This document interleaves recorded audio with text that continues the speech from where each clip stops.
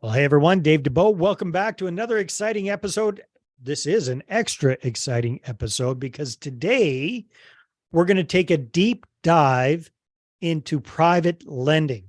And not with just any private lender. We're going to be taking a deep dive with Marinella Nicolosi, who is known as the private lending queen. In fact, she's so well known as that. She's got the website, privatelendingqueen.com. And really looking forward to this conversation because so many of our followers and listeners are active real estate investors who are looking for private money. So I think Marinella can definitely shed some light on that and show us what private lenders are looking for from us as active investors looking to get loans.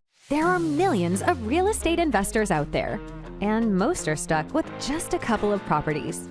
They want financial freedom, but their small portfolio ends up costing them more in time, effort, and money than it's worth. Getting out of the rat race seems harder than ever. This show will help you do more deals, better deals, and bigger deals. Finally, you'll be able to reach your income and lifestyle goals. How? By attracting and leveraging private money partners and their capital. Now get ready to raise more money, because here's your host, Dave DeBoe. So Marinella, welcome to the call. Great to have you. Thank you for having me. It's a real pleasure to be here. All right. So Marinella, tell us briefly where you're from originally, how you got to Canada, and how you got into private lending. Yeah, for sure. Well, I'm originally from Italy. I grew up in Sicily, and both my parents were actually real estate investors and entrepreneurs. So I could say that I grew up with business-minded people all around me all the time. And so having that background, when I came to Canada, I wasn't really interested when I grew up in real estate, to be honest with you, or even business. But then after getting married, my ex actually is from Canada. So I came to Canada. That kind of answers the question of how you got to Canada. That's right. That's how my Costa Rican ex-wife got to Canada too. She married a Canadian guy. Yes. And so what happened is that me and my ex actually started investing in real estate together. Okay. And we used to buy our own primary residence, renovate it, and then live in there while we're doing the renovations, and then basically flip it. However, back then, it wasn't like we weren't considering it as a flip because we were not real estate investors. Plus, you're living in it for a while, so it wasn't It wasn't a 3-month thing, right? Yeah, exactly. So we were just doing it, but I got a lot of experience from doing that. And then what happened is that in 2019, I joined Kispire, which is a national real estate investing community. Yeah. And there I discovered private lending, the private lending strategy. What was it and what type of things you could do with it, right? Right. Now, I have to say that they lack a little bit of the lending side of education in there. So yeah, it's more about the active doing what you and your ex-husband were doing kind of thing. That's right. On a bigger scale. There's a lot of knowledge in there, but mostly on the active side. Exactly. Yeah. And yes, there is also a lot of opportunities with where you can invest. And that's how I started. However, my knowledge came from me literally talking to a lot of people, from lawyers to mortgage brokers to doing research on my own. And also literally just by trial and error. Mm-hmm. Yeah. So what I did, I spent a good 9 to 10 months to make connections, establish relationships, and getting educated on private lending. Right. And understand how it works, understanding the risks, understanding how I can implement it. Now, I have a lot of different skills under my belt. Like I've taken business courses. I had several businesses under my, that I had in the past. Being also surrounded by business-minded people, it was really easy for me to get into private lending because I have a really high risk tolerance. Right. Being a business-minded person. Right. So I was really able to embrace this strategy and create lots of different systems and strategies within the strategies for myself to basically create a business foundation for myself. Okay. So, but after the 9 months, I was able to invest. I felt confident enough that I have created those systems for myself. And I knew the risks that I want to get into. I knew the lend criteria, and I knew exactly what it is I was looking for. And I had established a few relationships that I felt comfortable investing with. Right. And after that, so I invested in 12 deals right away. Like it was June 2020. So I started. So sorry, Marinella. Did you win the lottery or something like that? Where'd all these millions or billions of dollars come from that you're investing in these 12 during deals? those 9 months, what I did also is setting up a HELOC on my house. Okay. Yeah. All right. So I was getting into that too. Okay, So sorry. it's okay. No, that was a great question, because when I joined Kispire, I had some money, I have to say, from some savings. However, it wasn't still like enough to generate quite a bit of cash flow. Income. Yeah. Right. Yeah. And so I learned that you could leverage your home equity, and my home was paid off. I had no mortgage. Wow. So Yeah. I went back to my mortgage broker, who actually helped me get this house where I'm in. Mm-hmm. And I asked him. He's not a investor focused mortgage broker. However, he was able to get me a HELOC. Now, that's when COVID hit. This was January 2020 that I started the process. Got it. It took me about 6 months to get a HELOC because it was COVID. Oh, right. Yeah. Everything just shut down. Shut down everything. Yeah. Not only that, but I couldn't get the inspector in the house. Right. To get the appraisal, right? Exactly. Yeah. So I had to take pictures. So my house was actually appraised about $100,000 less than what it was really worth. Than the market value. And so they gave me whatever they gave me. I just took it. I was like, whatever, I'll just start from there, which was still quite a bit of money. It was basically half of the value of my house, which I live in a very expensive area. So it wasn't cheap either, right? It was pretty good amount of money. Yeah. However, it wasn't as much as I could have got if it was a regular. Yeah. Anyway, I was grateful because without the money, I couldn't start, right? So I was grateful that I had that HELOC and that I was able now to invest. And that's how, plus my savings, I was able to, invest. To get started. And so those first dozen loans or so, what kind of amounts, if you don't mind sharing, did you start off loaning out? Yeah. So because I like to diversify a lot, I basically there were between 25 to 50,000. Okay. Yeah. Okay. That makes The sense. maximum was 50,000. And actually I had one that was about 15,000 as well. Mm-hmm. So, but in general, there were between 25,000 and 50,000. And what were people typically doing with this money that you were loaning them? Was this for renovations? So they were doing mostly renovations. Yeah. Burrs and flips. And also, and I got some land development in there as well. And also I invested in REITs as well with my registered funds. Okay. Is that included in those 12 loans that you did initially? Or yes. That would be, yes. Yeah. Okay. Yeah. All right. Yeah. So, and then, so that's what I looked at the funds that I had. I looked at the different investments, and I'm a very creative person. I did I'm a fashion designer.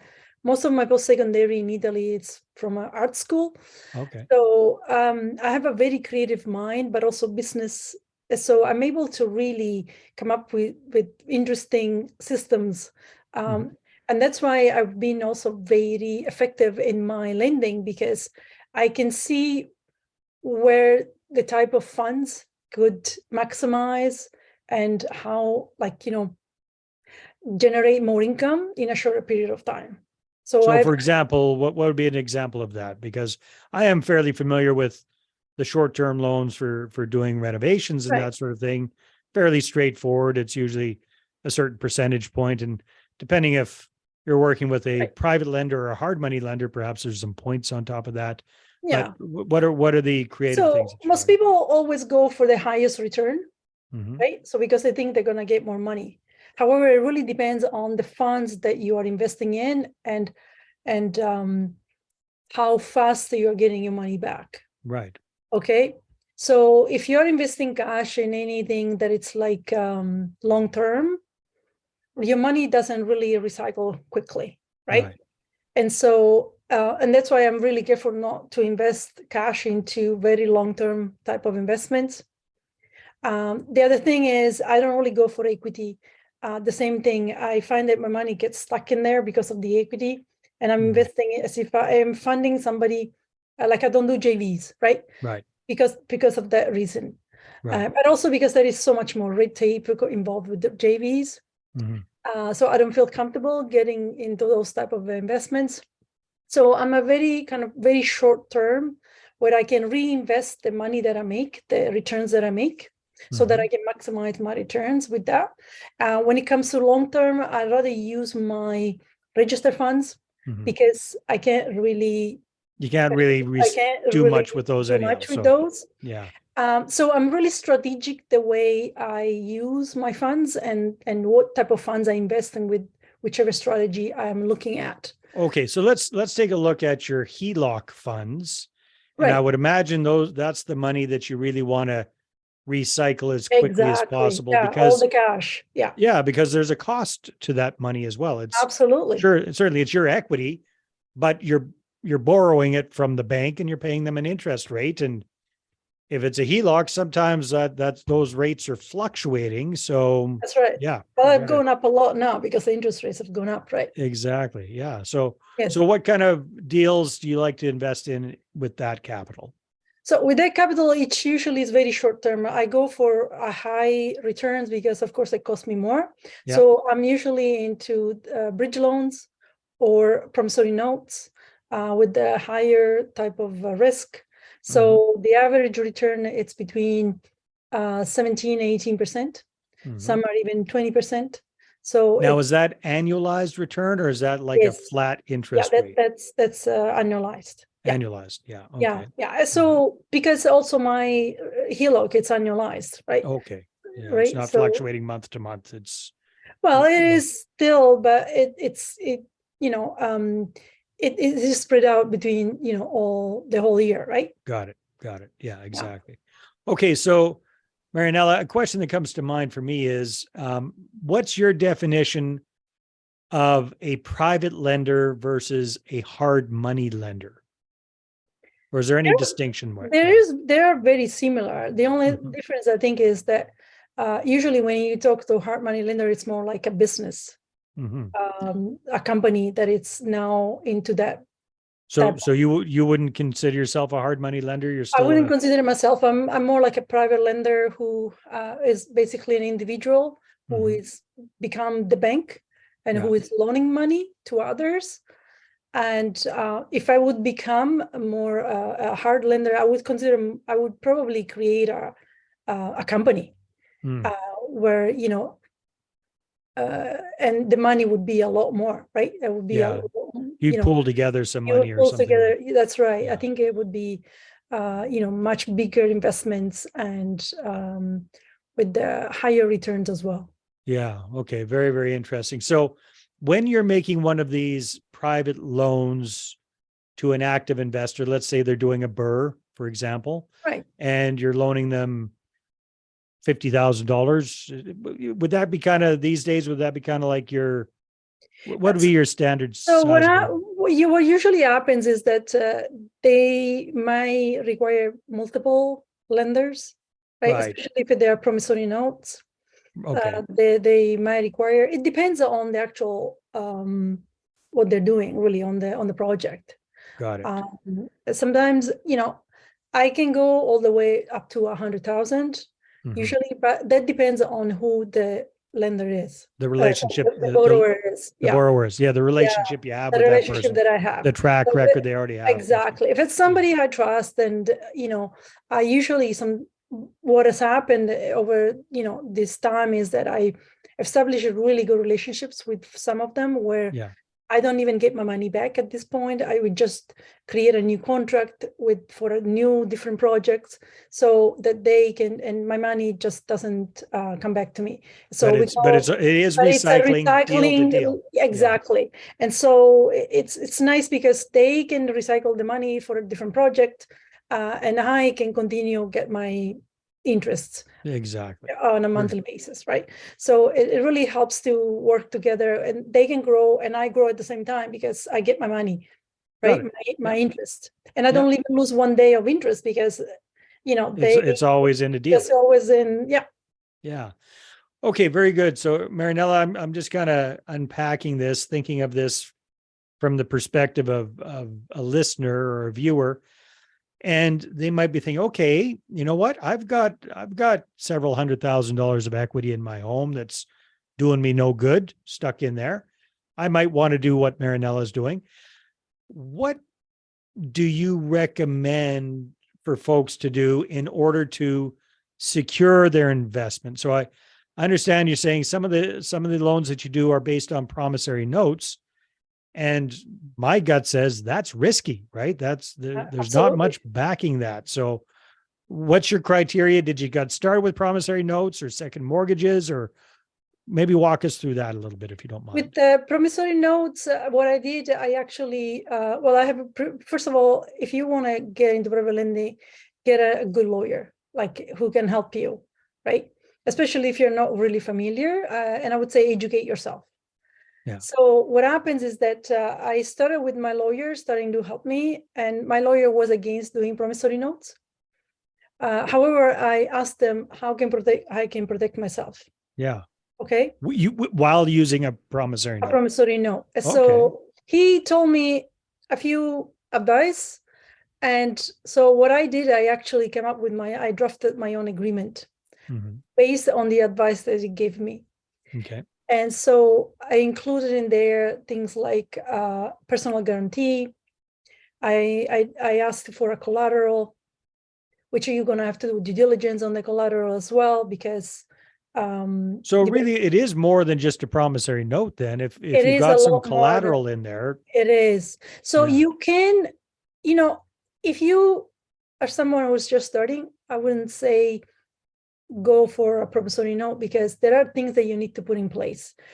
If you are just starting, you don't even have an agreement probably, right? You are signing off the agreement of the borrower, which is usually like a one-pager where it just gives you the loan amount and that they're going to repay you at a certain date.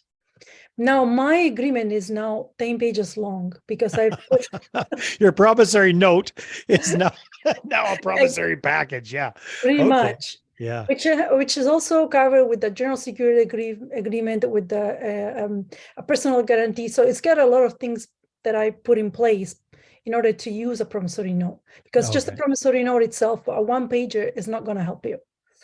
That's all. It's an IOU is all that is. Absolutely. Yeah. Not only that, but I do a lot of due diligence on the borrower himself, herself, whoever it is. Right.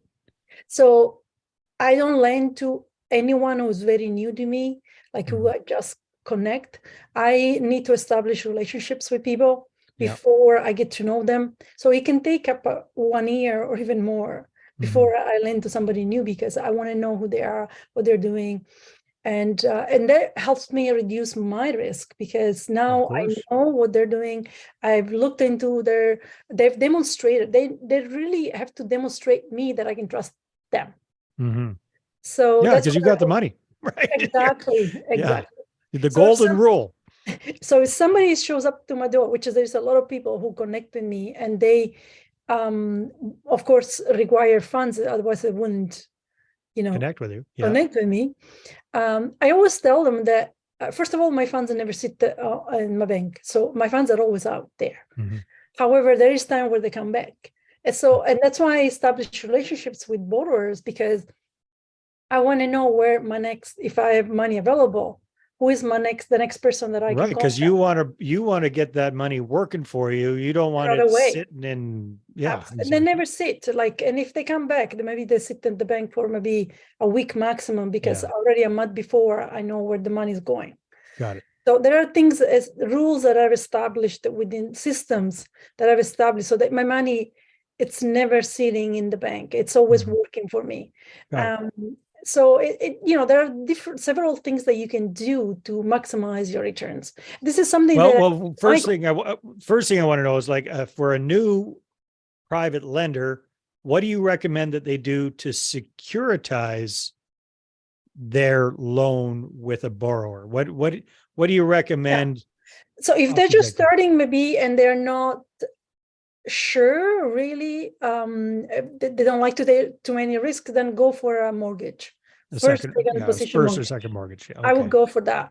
And what's your criteria for loan to value, or when you're securitizing your money that way? Yeah, so there, of course, to establish the risk of the investment, there you have to really look at different values. So, however, the loan to value itself, it can change according to the actual project itself, right? So it fluctuates because let's say you have a project where you're doing a major renovation, you're getting into the studs, that becomes a lot more riskier, right? Yeah.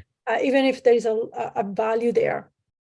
So a loan to value for me, usually I don't go the maximum, especially these days, it's 75 to 80%. I don't go over that. And if it's lower, it's even better. Of course. Okay. Yeah. So yeah, and of course, the loan to value isn't the only value that I look at. I look at their exit strategies. So that's really important to know how they're going to give you your money back. Right. I am looking at their market analysis because all their numbers is usually based on the market analysis. And comparables, if it's like a residential or, if you're doing multifamily, it's a totally different. Now you're looking at their, what the actual, returns are, Yeah. with the monthly payments, their the rents.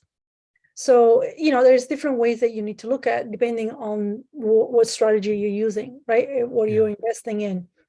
So, And what do you see most? Because I know you're starting to help people get into the whole private lending field themselves. So what are most private lenders starting off with when they're lending their money? And what are you seeing?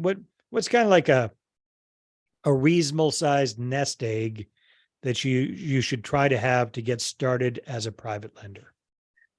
well, I guess, of course, it depends on how much money you have, right? So, how you can start really with anything. You can start with $5,000. If you have $5,000 sitting in your bank, doing nothing, like in any investment, or $10,000, you can start generating income. You can invest in funds where they do take a minimum of 5 to 10,000. However, if you want to generate a lot more and you want to really become a private lender, Yeah. I would say that a good start would be even, let's say, between 50 to 100,000. They can give you pretty good returns, because if you have 100,000, you can do, let's say, 4 to 3 investments, right? 3 to 4 investments at 30 to 25,000 each. And I always recommend to diversify, because you don't want to have all your eggs in one basket. Yeah. So if you do put your $100,000 all in one, then that's 100% risk. And if you don't get your money back, then you're 100% out. Exactly. That's right. Yeah. So diversify as much as possible. Whether you want to do, let's say, if you have 100, you can do 2, 3. So the more you diversify, the more loans you have, the more you're gonna reduce your risk, basically. Yeah. Good advice there, Marinella. So, yeah, that's a very good rule of thumb. And then as far as like, once you've got the loan on the go, are you typically looking at monthly cash flow? Are you looking at balloon payments at the end of the term? What are you going for when you're making these kind of loans? That's a great question. I usually ask for monthly payments. However, I also like the upfront payments. Upfront payments. So how does Upfront that work? payments and lender fees. Okay, lender fees. So they're lender fee. charging the points up front kind of thing. Yes. Yeah. Yeah. There are some where they balloon payments. I never accept balloon payments at the end. To me, I rather have the monthly payments because that tells me also to keep in check with the borrower. Yeah. Also, with the upfront payment, your return is a little bit higher because if you do the math, you actually, what happens is that, let's say they ask for $100,000 and it's let's say a 15% return. Now at that point, I'm not giving them 100,000. I'm keeping the $15,000. So I'm giving them $85,000. Okay. Right? I'm transferring that much money, which means that, but when they give me my money back, they're going to give me 100,000. Right? Because over if they borrow it for a year. That's right. Let's think over a year. Okay. So if you do the math, because you gave them really 85,000. Yeah, you're getting 15,000 on 85. That's right. More than So 15%. it's a little bit higher. You're getting a little bit of a higher return. So whenever I can, I usually get my money up front, which means I'm giving them less money, but they are going to give me back more money, the full amount, the full loan. Right? And you don't get much pushback from about that? Not at all, actually. Most people, there are people who can do it and there are some who can't. And at that point, I'm okay with the monthly payment. But I've seen more and more because it's becoming very competitive as well. There's a lot of people who are looking for money and there aren't really enough lenders out there, to be honest with you. So again, the golden rule, right? Exactly. So lenders have a lot of power in their hands because they have, without the lender, the borrower can't really do much if they've, they don't have any money, right? If they have to use other people's money. So it's, as a private lender, you do have a lot of leverage and, you can definitely, negotiate the terms. Very good. So it's a great way to do it. However, I think people really need to pay attention on educating themselves. Definitely. It's a layered, there's a lot of layers to private lending and you never stop learning because every deal is different and there's always different legal structures and, things in place that, that you need to look at and different markets. Of course, so different strategies, different strategies. So there's always a learning curve somewhere. And so I really recommend people to educate themselves, find a really good lawyer, take the time to build up their business foundation, understand the lending criteria they want to set. Yeah. And well, that's create their systems. That's a good point for us to kind of wrap things up at, Marinella. And if people want to connect with you, either as active real estate investors looking for a private lender and to start that relationship, or as prospective private lenders that want to learn more about private lending, because I think you help out there, what's the best way for people to connect with Marinella Nicolosi? Yeah, you can go on my website. You can send me an email at smart@foryouttosucceed.com, or there is a form on my website. There's a link there. And what's the website again? It's privatelendingqueen.com. Okay, perfect. And if they want to learn private lending, I teach a private lending course where I've gathered all my knowledge, all my experience, and I've put this course together and I teach also the SMART strategy, which is all the strategy systems that I've created to be successful in private lending. Very good. And so it's there. It's a great course. I mean, there's all the testimonials on the website as well. And so if people wants to connect to me, whether they are borrowers or private lenders, the course is for both sides of basically, because as a borrower, you basically you become more educated on what the lender wants. Exactly. No, that's perfect. And, so there you go. If you want to connect with Marinella, privatelendingqueen.com. Marinella, this has been a lot of fun. Thank you very much. Thank you for having me. It's been a pleasure. All right, everybody, take care. We'll talk to you on the next episode. This episode is brought to you by MoneyPartnerFormula.com. Our Money Partner Formula service allows you to raise all the private capital you need to do all the deals you want while we handle the hard stuff. We offer reliable and affordable done-for-you marketing services that get you investor meetings booked without all the work. So go ahead and check out the website right now, and then feel free to schedule a call with me, and let's take your portfolio to the next level. Again, that's moneypartnerformula.com. Watch investor meetings pop up in your calendar. We handle the rest.